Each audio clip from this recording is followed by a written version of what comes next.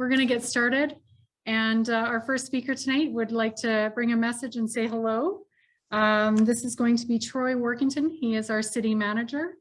And I'll ask Troy to come off mute and show himself and start us off. Thanks very much. Thank you, Heather. As Heather mentioned, my name is Troy Workington. I'm city manager with the city of Steinbach. Welcome to all of you who have joined us this evening to hear more about the proposed event center that is being planned for Steinbach. The city's vision for this facility is to recreate an important community gathering space for the city's downtown. Since 1967, this has been represented by the Centennial Arena and later on the T.G. Smith Arena. These facilities were designed primarily for ice sports and have provided countless hours of recreation opportunities over many, many years. Since those facilities were built, the city has grown tremendously and the community has changed a lot. That has prompted the city to take a broader look at the community's needs and wants with respect to recreation and community events. There is a strong desire to maintain the currently available programming at the arenas, but the city also wants to be able to provide a venue that is responsive to changing community needs. In October of 2019, Steinbach City Council adopted a memorandum of understanding agreeing to work with the Southeast Events Group Inc., which was formerly called SEC Inc., to develop and operate an event center in Steinbach. Now, SEG is a community organization that is comprised of people from Steinbach and area who are committed to facility fundraising, development support, and operation of the proposed event center. The city, along with its consultant, Verne Reimer Architecture Inc., continues to work with SEG as facility design proceeds. Now, an important step in this process is to hear from the community and those who are or who will become facility users. We appreciate your participation. We welcome your comments as we go through this evening's presentation. I am now pleased to introduce to you Mr. Jeff Penner, who is Senior Associate and Sports Community Architect with Verne Reimer Architecture Incorporated and VRA Sport, to take us through tonight's session. Thank you. Thank you, Troy. I'm testing here. Hopefully you can hear me. Yeah. Good to see so many people here. This is great. I'm just going to set up my slideshow. Give me a minute. Yeah, first of all, good evening. It's a cold night out there, so I appreciate you taking the time to just, give us a little bit of space in your life to listen into what we've embarked on in the last couple of months, working with the city of Steinbach and the Southeast Event Center project. So, yeah, my name is Jeff Penner. I'm a lead architect for a Southeast Event Center project design team. It's a large team. I represent a multidisciplinary group of architects and engineers and specialists working on this important community project. Yeah, and this is a critical point where we want to get some feedback from the community. We've been able to have others involved up till now, but we really wanted to get some feedback today. Verne Reimer Architecture and our VRA Sports Studio is based in Winnipeg. We bring experience on community recreation across Canada. Our key partner on this project is Populous, a global leader in spectator arena and recreation venue design. Really excited about sharing some of the work they're providing for this project. What I've done is I've set up about 20 to 25 minutes, bit of a snapshot of where we are now. Like I said, it's been 2 months. I'm really excited about sharing this, and it is a work in progress, but we certainly are wanting to just find out and get a bit of a taste, give you a taste of what we have, get some feedback, and then maybe roll that into our work as we keep moving here. All right, here, I'm just going to try to get my slides going. Yeah, so first of all, an overview of the city of Steinbach. And of course, where the site is located in downtown Steinbach. It's the red box right there in the middle with Main Street along the diagonal side here. One of the things we really liked about this site is it's centrally located, very easily accessible by all areas of Steinbach. And as a regional center, certainly a very accessible site for a project of this complexity and size. One of the things we wanted to talk about today about the site was We are working with HTFC Planning and Design, one of the strongest planners and landscape architects, I'd say, in Canada. We're very excited about bringing them to Steinbach. They're also based in Winnipeg. Some general goals we're trying to achieve with the site is really, what is this as an investment to the downtown in Steinbach? What is it going to do as a catalyst for economic development? One of the things we want to achieve is try to reuse existing recreation infrastructure. It's really important for us because there's so much good stuff happening in that site that we want to be able to take that and make it work for a larger project. We also want to balance indoor and outdoor amenities. This is a large project. There's some very important pieces, but there's also a site that we want to respect and have it fit within the neighborhood. And of course, a very important part of any event center is parking, and we want to be able to provide some clarity on parking. There's a lot of parking options, and I think that we'll try to clarify that today. I'm going to start with a little close-up here. On the west side here, what we have is approximately 200 parking stalls at the southwest corner. And one of the things that we found early on is that there isn't enough parking for the existing Centennial Arena, and trying to provide strong parking at the southwest corner. We have Reimer on one side, Elmdale, Hanover, and then the far side is Barkman Streets. And there's 4 streets that are basically wrapping the site. Well, there are some existing approaches we're going to keep, and we're going to try to work with them. There's an existing plaza in front of the TG Smith. What you'll see here is TG Smith and the theater and curling facility, and so they're really important in trying to integrate into the design. The yellow box that we're showing here is the general layout overview of the actual building itself. We're tying into the backside of the TG Smith, which is really important for systems and ice resurfacing and so on. We're trying to provide a really strong civic identity, walking into a plaza, and then creating sort of that indoor-outdoor experience and welcoming visitors to the city, but also for people that are just walking downtown, they want to go into the facility, they can easily do so.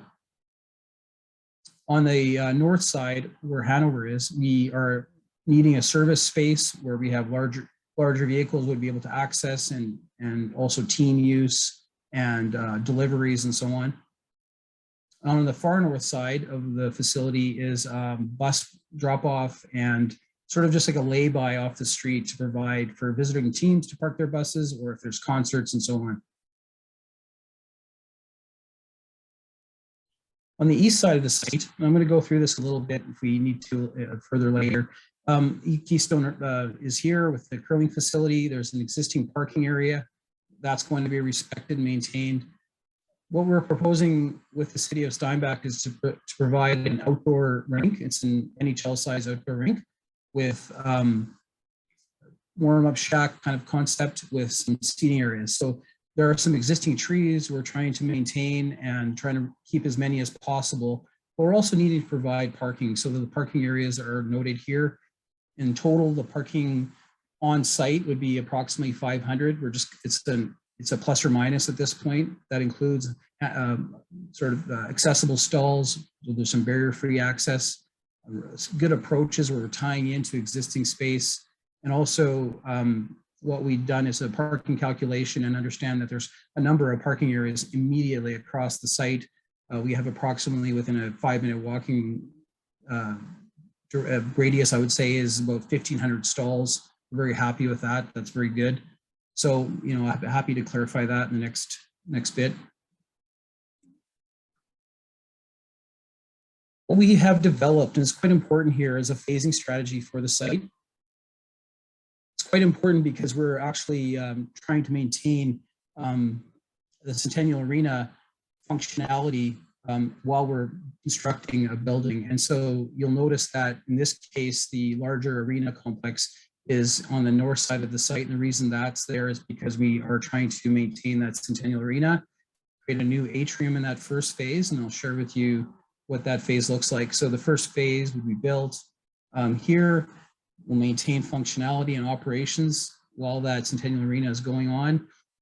This is finishing up and Centennial Arena is decommissioned. reused. Some of the components are taken down, and then we have a clear site. And then we would add in that in the red boxed area, the walking track, hall, some of the other pieces that are needed, food services completion, and a nice hallway that I'll share with you in the floor plan.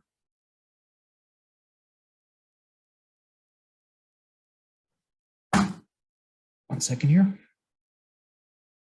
So when we go into the facility summary, it's really important for us. One of the things we're trying to do is develop idea of a campus. We use the word campus, but it's really a community center, a place where, you know, it is for large events, but it's also for smaller events, as noted. Like, we want it to be a place that everyone feels welcome. It's an open design.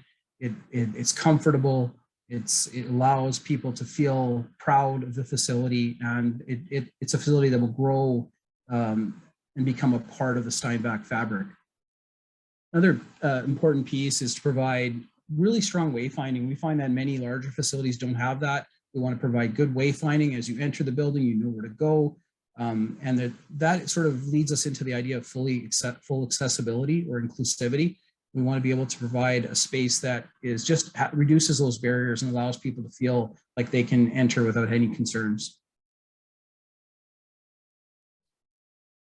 We're going to walk through a little bit of the floor plan. So what you see here is the main floor. It's a two-story facility with a third level for press and media. So I'm going to focus more of my attention on the main and the second level. In the main level, what we have is right now, I'm going to sort of try to give you an outline here, is the community corridor. And this is really an important piece because it connects the existing infrastructure with the new facility.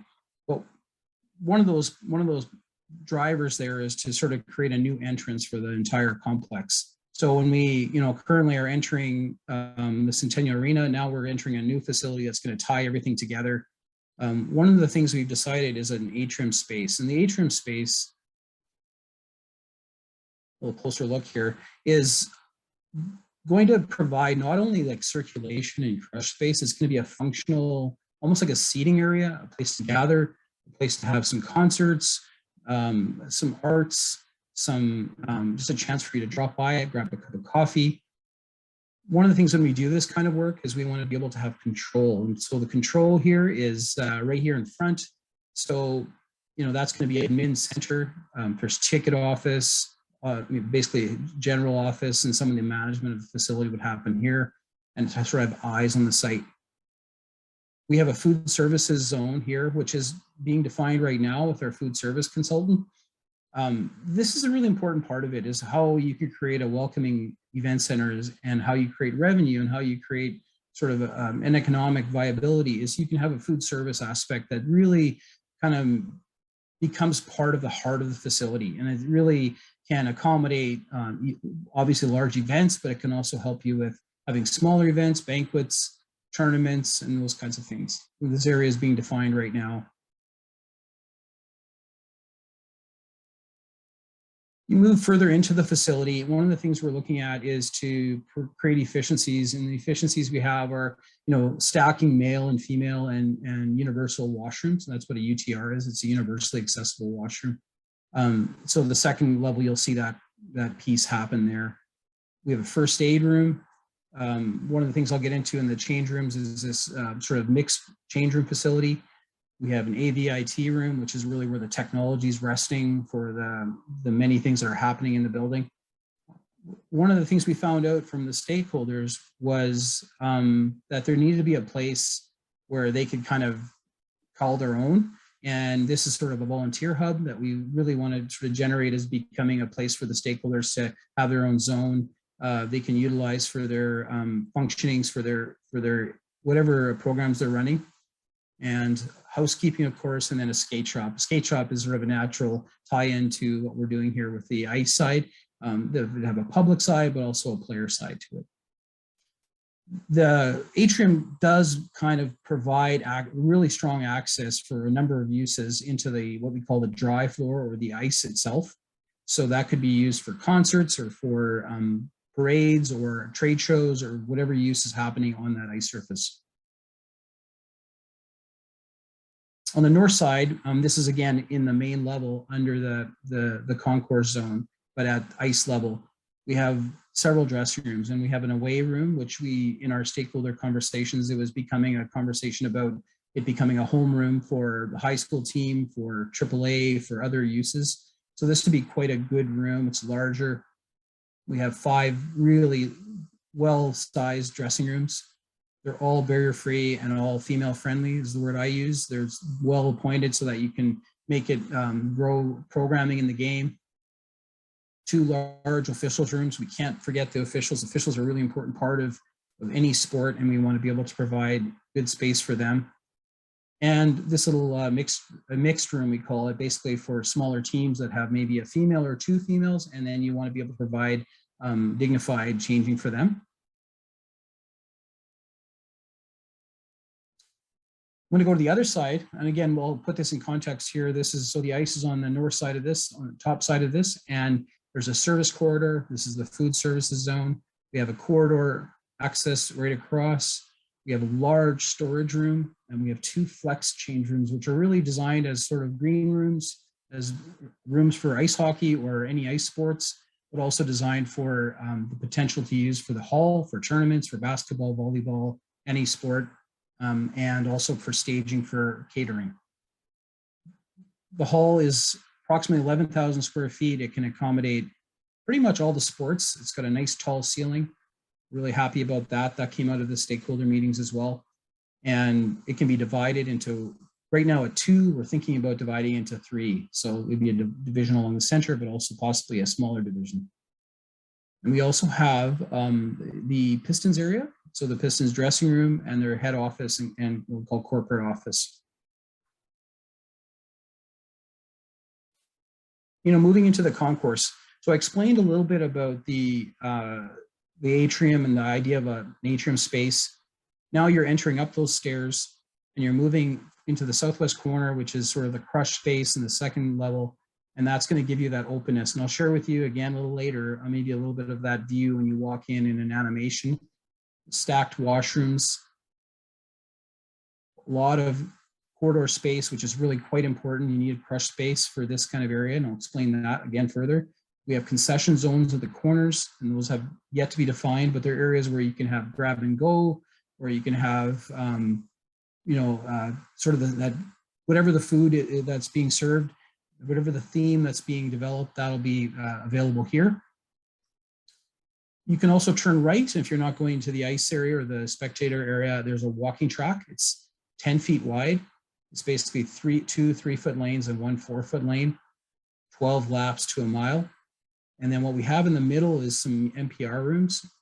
I kind of had a little bit of an oversight in that first floor plan. There's actually a NPR room on the main level located under here, but we also have a children's sort of a multi-use flex space. So for children's activities, they could have some other features. And then we have an NPR room here, and they're all sort of overlooking the hall and the track areas.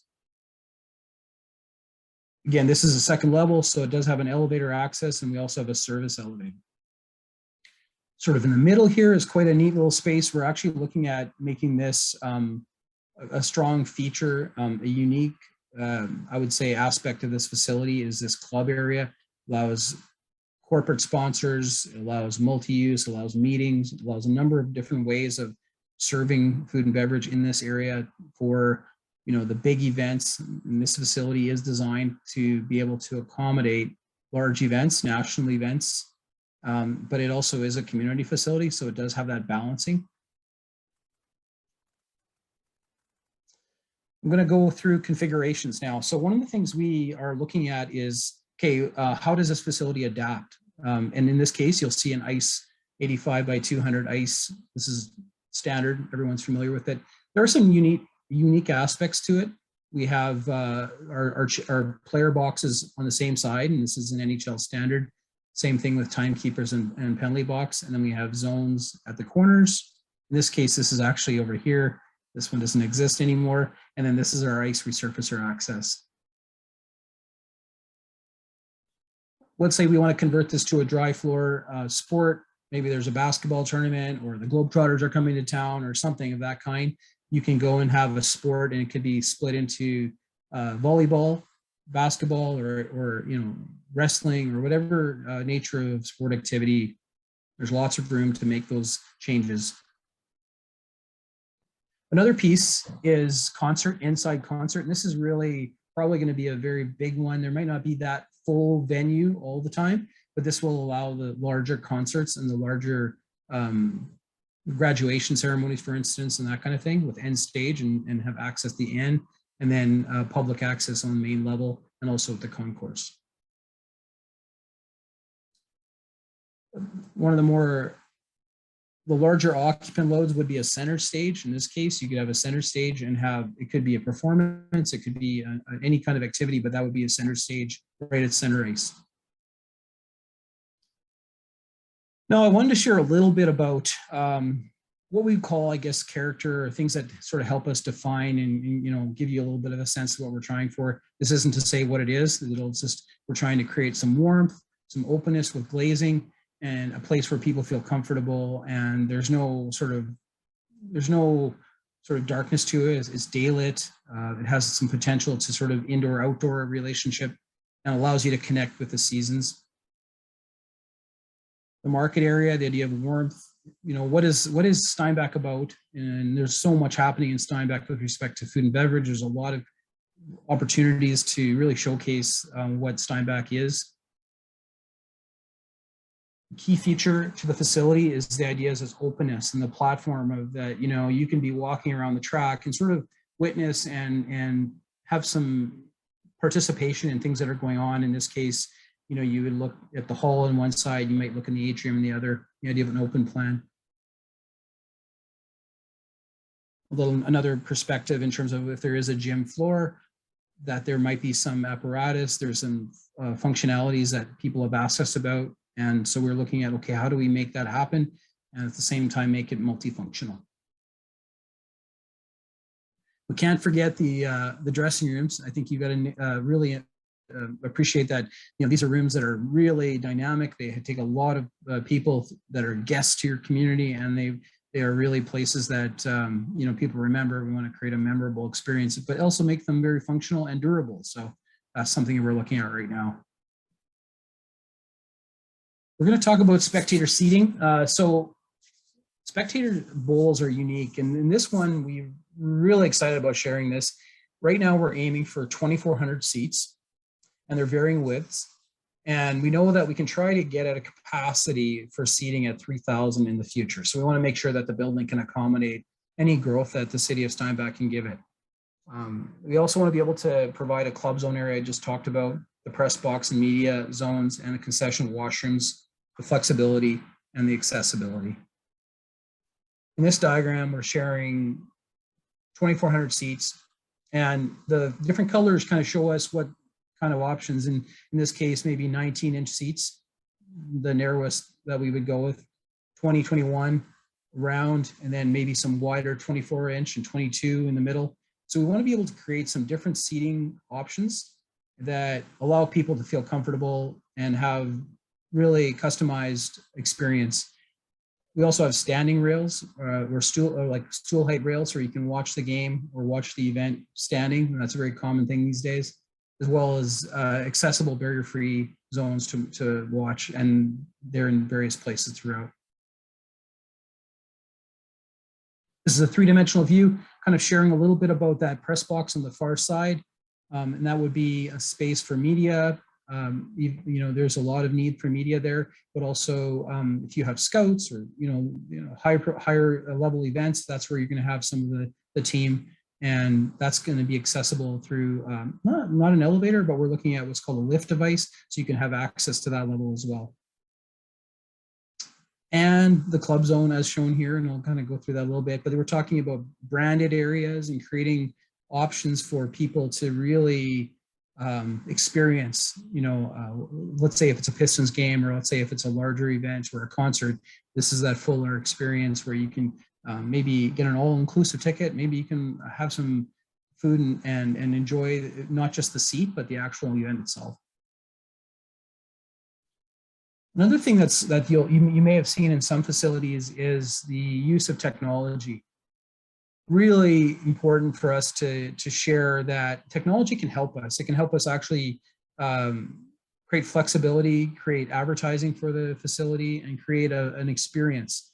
So we're developing different options right now and reviewing the options and those costs and understanding how those can be used. And here's an example of maybe the thinking that we're trying to apply is maybe we can have an experience where you can have video boards at the ends and use them as advertising or as ways to really talk about the community, talk about the story, celebrate things that are happening, and just create a bit of we call a narrative or a moment for those that are enjoying this facility. There's also a lot of infrastructure that you have to think about in this kind of venue. And one of the things we're looking at is catwalks and how you access and service. And this can allow us to have different adaptations as a concert venue or as a place where you can maybe drop some booms and drop some lighting and creating different experiences so that it's not just a sports facility, it's a cultural facility. It's got all these different possibilities. Just a little snapshot. You don't necessarily have to appreciate what's happening down there. You can just enjoy it sitting at a table and creating new relationships. But if there's anything COVID's taught us, it's that we need each other, and it's important for us to learn how to be together again. And this is something that we're all going to learn or relearn. And I think this is an important aspect of this kind of facility. All right, I'm just going to check my time here. All right, we're getting close. Okay, so we started a bit late, so give me a couple of minutes. Basically, this is another view showing the 3D side and that, different viewing decks, and the idea that there's, it is a bowl, and the bowl is definitely a different experience. You might have seen facilities like Portage or Dauphin in Manitoba, though they're not full bowls. This is one that actually is taking that around to get that 2,400 seating cap, and that we want to be able to see if that is the kind of gives us opportunity to have more opportunities for the city of Steinbach. We're actually right now developing sections, and this is a long section cutting through the long side of the ice, and just giving you an idea of the scale. And so this is a 5 meter floor to floor height. You get an idea of how many rows there are and the height of the building and the complexity and the roof line. So we're actually looking at this right now with our engineers and just developing ways that are more efficient, trying to create very efficient systems and spacing of structure and just making sure that it all works. This is an interesting section because I think it shares a little bit more about the size and the relationship. So on the right side is the hall, and the hall is the walking track and the gym and so on. And then that's immediately adjacent to this cross section, which is showing you that corridor, the service corridor and player corridors, and that press box on top, and then the overall bowl. Now, I don't really like showing early renderings, but we decided we would want to share with you a little bit of a snapshot rendering. This just shows you the idea of the transparency of an atrium. Right now, we're developing materials for the exterior. This is just showing you where it is right now. It's not developed, it's not refined, but it's showing you we want to be able to introduce, some meaningful architecture. We don't have the landscape put in here. We don't have any of the details, but excited to just share that with you and show you that it's working. We want to have glulam or wood kind of feeling on the inside on that atrium. We believe strongly that it's really a part of the city's story, and you don't have to go far to see that has some depth to the city, and we really want to celebrate that and use this atrium as a place to bring that out.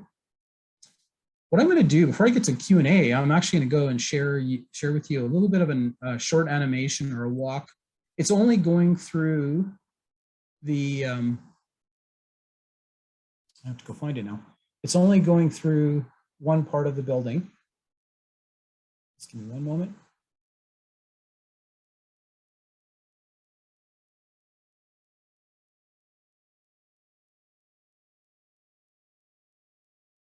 Okay, one moment here.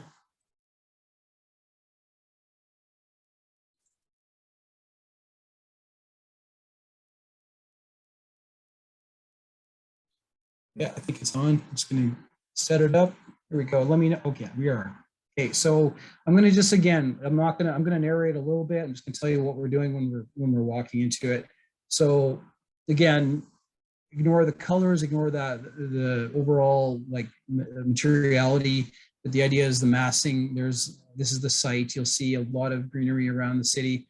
What we want to do is when you're coming in here, there's going to be a plaza to be defined area, largely right here where we'll have markets, different functions for the community. We've sort of laid that out there. You'll enter into the site, and again, this hasn't been defined in great detail, but what we're trying to do is, again, open it up and you come in, there'll be a little bit of a canopy for some shelter. You walk in, there's a vestibule. We took the vestibule out here. On the right is the kind of the hall access. This takes you in, and then what you do is you go up the stairs. On the right side is that track and NPR space.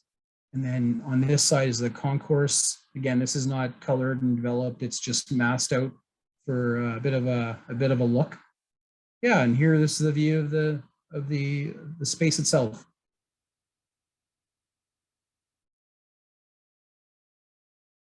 Again, very early in the design process. And yeah, I'm gonna maybe at this point, because it is, I want to leave some time for questions and comments. I'm gonna stop sharing and I'm gonna go back into the presentation mode so that if we have to go back to drawings, I can share them. Thank you for listening in, and I'm gonna pass this along to Heather. Thanks very much, Jeff. We really appreciate the presentation. A lot of great information. We did get a few questions and we'll keep watching. So feel free, you guys, if you have questions, to send them in the chat. So one of the first questions we got, Jeff, was what type of seating will be in the multi-purpose gym area? Okay, so there's no fixed seating. What we're looking at is movable sort of an equipment, or so an example would be is we had designed the space to accommodate 500 banquet style seating, so round table, 8 to 10 at a table. So that's a banquet style seating. So you'd have that kind of seating, stackable, table storage. So we really we don't have any permanent seating, although if one was to look at this as a permanent seating complex, there is that capacity for retractable seating. It's just that certainly that's not in our initial capital here. There's certainly some opportunity to get some retractable seating. Did that answer your question? I wouldn't mind knowing a little more about that. I think so at this point. I'm not saying any follow-up to that one. So we'll go on to the, it says, is the gymnasium dedicated to recreation or will it be used for multi-purpose events? Yeah, that's actually a really good, this is not a gymnasium. I say the word gymnasium sometimes because that's the definition. You can sort of talk about the size of it. It's a multi-use hall. So the multi-use hall really for us is an opportunity for us to just let it be what it needs to be. So it will be more social use than sport use. That's what I believe. Schools are great for some of that shared agreements or using different tournaments and so on, but there will be sport use here, but it's definitely not, I imagine it'll be balanced with, we had talked about, let's say if there's a banquet, they'll cover the floor. You can have concerts in there. I was hoping it'd be a black box where you can have theater in there, all kinds of uses. I don't see that one having any limits. It's a very tall space. So, one suggestion, if there's a need to have more loading on the roof, we could provide that. So there's some opportunity to drop some apparatus from that ceiling. Definitely some opportunities there, but it's definitely a multi-use hall. Okay, great. One other question we had is if there is enough interest, would a squash court be added to the facility? That's a really good question. And I like squash and I like racquetball. I mean, the challenge here is that's a dedicated space. It has one use, and it's really hard to justify that kind of area in a community. I find oftentimes we want it to be. So no, there isn't a squash or racquetball court in there. I have had that question asked on a number of facilities in Canada. And very few are actually have gone that way because of the single use. If there's a need to pursue that more, certainly there's some opportunity to evaluate it, but I don't believe it's really for this space. I'm sorry to tell you that. It's certainly an area I love the sport, and I think it's really a neat sport to play in. But I guess Steinbach probably doesn't have. You'd have to go to Winnipeg to play squash, I imagine. Okay, thanks, So, Jeff, for that. yeah. No, that answers the question. There was another question. Is there any indoor or outdoor walls designated for murals? Yeah, let's hope so. I mean, that's what we really like to see is a little bit. I mean, if you look at the beautiful work that was done at the Aquatic Center, I really think that's amazing. And I've had a lot of people talk about that. You know, when they recognize, you know, they've gone for a swim and they remember the murals in the Aquatic Center. There's certainly some opportunities here for that, I believe, indoor and outdoor. It's just how it's applied and when it's applied. It hasn't been decided. Certainly, I think there's some opportunity here to create some space for murals. For sure. We have some very talented people in our community that could probably help with those too. So yeah, very artistic. Next question is there going to be any natural light in the arena and field house? Yeah. Oh, I'm glad you asked that too. Okay, so the second level, I'm even going to go here. Second level. Right here. So if you can see the screen here, what we're doing is the only real way you can get daylighting in the arena is similar to Portage, where you have that northern daylight. So we would propose daylighting the north side facing Hanover because you don't want to have any glare for any of the activities going on there, and you can easily cover them if you need to cover them. So that's the area where we would daylight the arena. But there is some borrowed light coming in from the atrium, so that would have to be controlled. I'm a little, you know, if anything, I'm a little concerned it might be an issue on the corner here, so we're trying to figure that out. But certainly on the north side, not on the ends. We don't like having it on the east and west because it creates glare issues for a lot of other. Some of the goaltenders would say that doesn't work.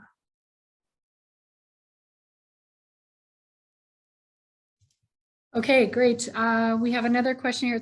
There's a couple of parts here. Just a question around the capabilities for this center to host large events. So trade shows, auto shows, RV shows, and agricultural events. So a number of those larger events. Does the space allow for large RV on the floor or in large pieces of equipment such as agriculture? And then, sorry, Jeff, let me know if I need to repeat some of this, but the other last question related to that was, you know, is there power on the floor for each trade booth? Yes, so full trade show capacity. And the way I would see this is so we're creating a loading on that arena floor that's going to be significant. So you can drive your RVs in there, your tractor trailers, your combines, and those kinds of things. So this is a full implement trade show opportunity. You'll have tractor trailer access. The largest implements that you can probably create in Steinbach. And I would say one of the things we're trying to do is develop sort of capacity. And I would say in some of the arenas we've done, those always have been pieces that have been added in later because oftentimes it's, maybe the community is not necessarily organized for that. In this case, we're trying to implement them early. So you're going to have the electrical capacity, the loads, everything's going to be set up for trade show plugins and the technology that's needed for those trade shows. Yeah, so, and we're looking at the size of the big door on the east side here. There's going to be a large door, and that door is, always the determination of that door is what the community is really telling us. We have done ones that can allow the largest combine that's built by John Deere or any other manufacturer. Maybe not the header. The header is the issue. You got to drive the header in, on a separate line. But it's accommodating RVs. It's accommodating boats. It's accommodating just pretty much any kind of vehicle that you want to put in there. We had talked about this earlier, and I'm just going to be straight about it. This isn't a place for livestock necessarily. We've talked about that. There's too many reasons for that. There are other facilities in Manitoba that do that kind of stuff, but we had talked, well, yeah, you could possibly have like a, a dog show or something like that, but it wouldn't be really designed for livestock in any way. That doesn't really suit this this project. Thanks, Jeff. Yep, you're welcome. We're just going through questions, which is great. Thank you guys for sending them in. Appreciate it. One of the questions was just that they missed it. It might have been a bit glitchy when you spoke about the track. Oh, And okay. are you able to just speak to the length of the track? Yeah, you know what? I should have all of this right at my fingertips. Yeah, So 12, we're on I the think it's spot. 100. I think it's 100. I think it's 130. This, so you have right now an 85 by 200. So this is 200 feet across. So right now we have, I think it's 134 meters. I'm gonna have to remember that here, but so it's 12 laps to a mile. 12 laps at the middle lane. Okay, so in this case, we're showing a 4 foot. One of the things we really wanted to have is a 4 foot on the inside or on the outside, because then you can have an attendant with someone in a wheelchair. It allows for a walking opportunity, and a lot of times people walk in pairs. And so, yeah, that's roughly our length of track, and the track is changing. So if there's a desire to see a certain length, we can look at that. One of the things we're going to do is have cues along the track, so you know how long of a distance is that you're going. You can do the calculations, and that track is sort of an arbitrary value. It's not banked, I'll tell you that. We don't really bank those types of tracks, but it does have the capacity to run. It's not, the radius there is something we're still working on. If we make the radius too grand, we take away from functionality of the hull. So we definitely have a bit of a balancing act there. Great. Thanks, Jeff. We have one more question about this one's, will there be a stage for local performances, much like the SRSS, so the Steinbach Regional Secondary School Theater? Okay. Yeah, okay. Great questions. Yeah, that's a great question. I worked on that project a long time ago. But yeah, I would say the stage is not part of the building itself. So we are doing basically an evaluation of the furnishings and the equipment that's going to be part of this project. And so that list is being built. And so one of the things on that list is portable stages. And what size of stages do you want? We believe that you should have some portable stages, as part of the design. And we have a significant area, right here. And right here in this one side of the building here, where we have tons of room for all that sort of event-based storage. Hopefully we can fit most of that in that space. Some of it has to be stored off site, but most of it. And then, so the stage can be used for this side of the space, but also for the hall. And we just haven't really evaluated what size. We have tested a few different stage sizes. So if you have some input on that, if you have a preference for stage size, it'd be great to hear that.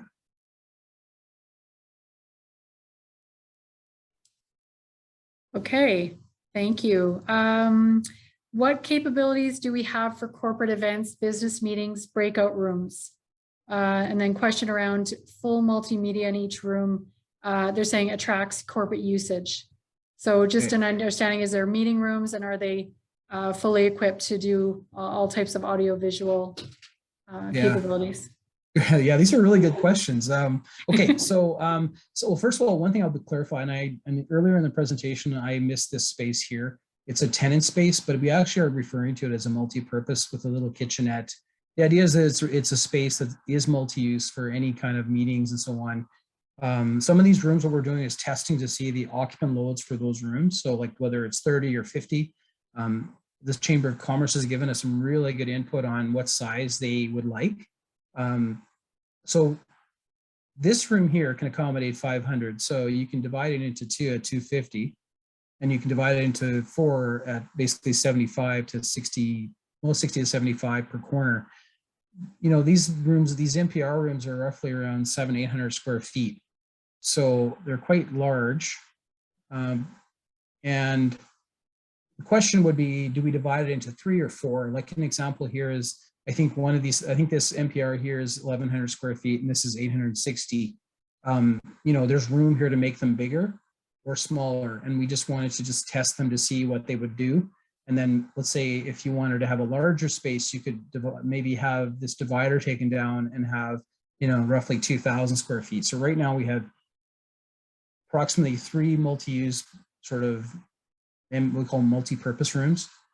And we can use other aspects of the building as multi-purpose, including the hall, including the atrium, including the club room, which is actually a really nice area for events as well. And I would say those are the main points there. I don't know if I answered that. I tried. Again, if you have a need to have it clarified, let me know. Okay, thanks, Jeff. We've got one about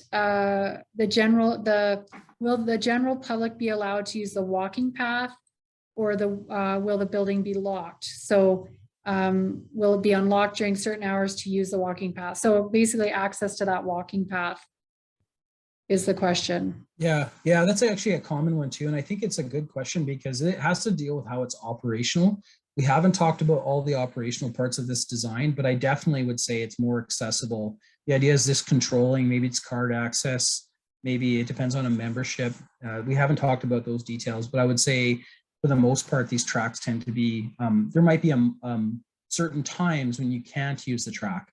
For instance, let's say if there's a really important event in the hall and you have to have sound acoustics handled, then maybe that track, which is open to the hall, would have to be closed. And we have some doors that we're designing here that would allow certainly that track to be closed if there was an event here. So these zones haven't been defined yet, but they would be. But yeah, you'd be very accessible is the idea. For sure.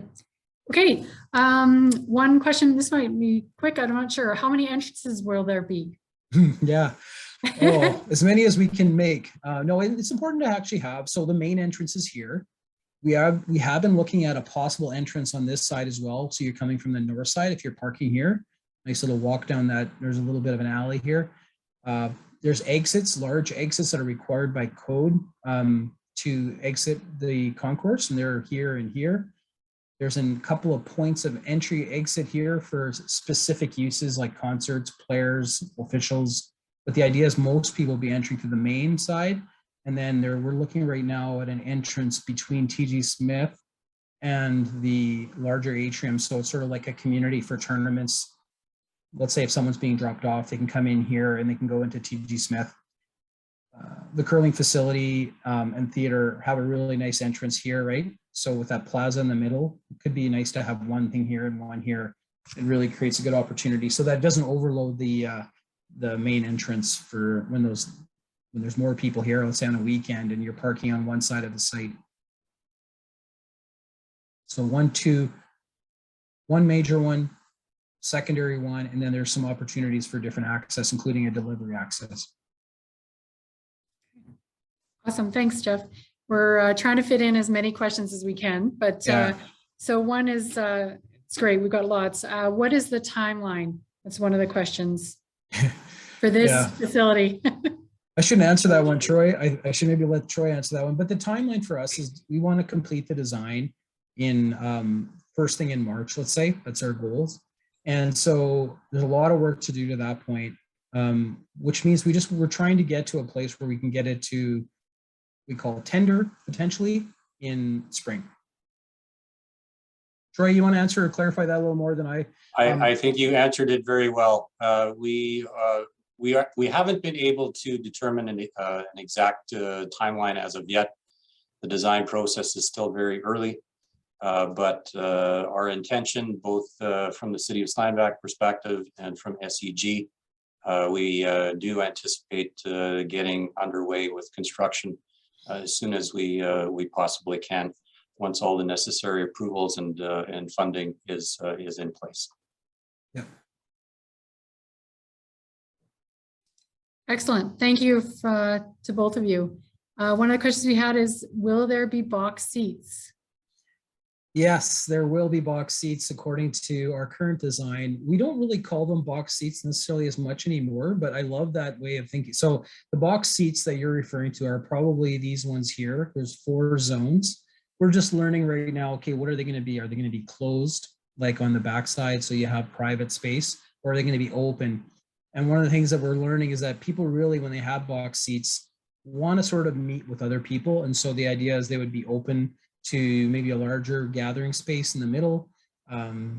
Some of the new arenas in the NHL are doing this. Some of the newer arenas that are being built for, university, college hockey, sort of this size of venue. And really, I'm thinking this is a unique aspect of this we call concourse area, is this creation of these integrated box seats. And that experience is elevated while you're still part of the bowl and part of the whole fan, just being part of the game or the moment that's happening. And it's separate from, this area is separated, so there's some control there as well. So certainly those prices for those seats might be more, right? If you're in a box seat, and that's normal. And you're getting a different experience there, paying for a different experience. Excellent. Okay, Jeff, question about, is there an elevator to the second floor? So accessibility. Oh, I maybe I missed it. I'm glad you asked. Yes, barrier-free access throughout the building, right? So the only place you're not having access to in this building is the ice plant room, and we don't want anybody in there anyway. So it's really kind of like that. The elevator is here, so the public elevator is here, and there's also going to be a secondary service elevator for all the things that are going up and down between the two levels. Right here, we're trying to pull that right into here. So there's two large elevators, and then we're trying to put in what's called a Lula or lift device to access the press box. Okay. I just wanted to know, we are getting some questions about specific, a few questions that come in about specific private property inquiries. So things that are specific that may impact specific properties. I'm just going to make note that we'll provide a place where you can go and actually ask those individual questions on the website. We will get back to you about those individual properties. We did get a question, Jeff, about would there be an ability to, in the facility, for learning and classroom settings? And we're really close. This might be your kind of second last question here. Okay. Yeah, sort of like before, like the classroom setting is kind of that size, 1,100 square foot size. So 25 to 30 students, that kind of thing. So this is a good opportunity here for that. And there's another space in the TG Smith that's potentially usable. We do see the ones in the second level as well as being that classroom size. So certainly there's that opportunity as well. There is definitely a need. We found that when we do these, there's a lot of, seminars and those kinds of things that you can have in here that are, will just kind of come up and go, oh, I really want to be there because it just has that right experience. It's got the, the food and beverage aspect to it. So yes, those are definitely classroom space sizes. So those are the three areas that we've really allowed for that. Okay, last question, Jeff. We've got great questions. I'm sorry, we're just not going to get to all of them, but how about this one? Will the arena accommodate a WHL level hockey team? I don't think that's for me to decide, but it definitely, I would say that caliber and that level, yes.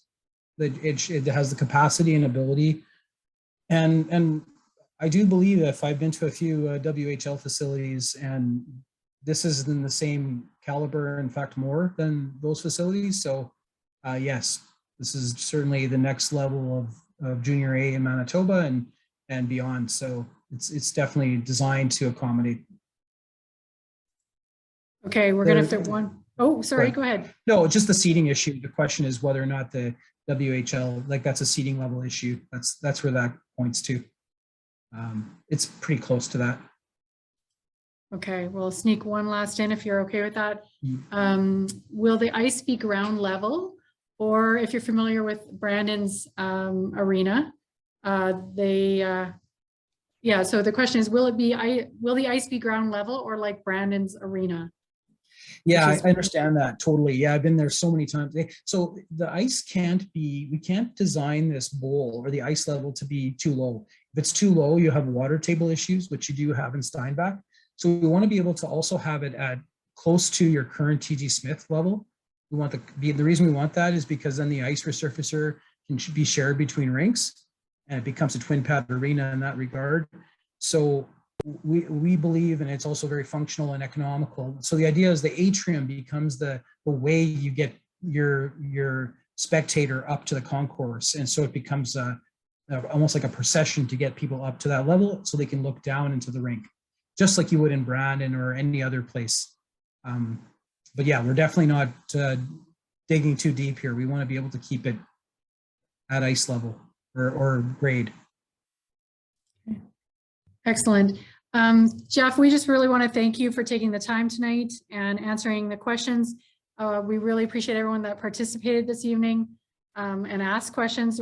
There's a number of questions we weren't able to get to, but we'll just share a slide very quickly here. Jeff, if you don't mind unsharing your screen. Yep. Thank you so much. We're just gonna throw up this slide.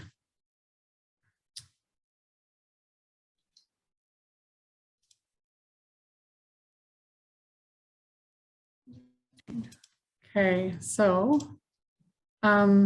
just again, thank you to everyone. It feels like we need another half hour, but we fit in as much as possible in the hour.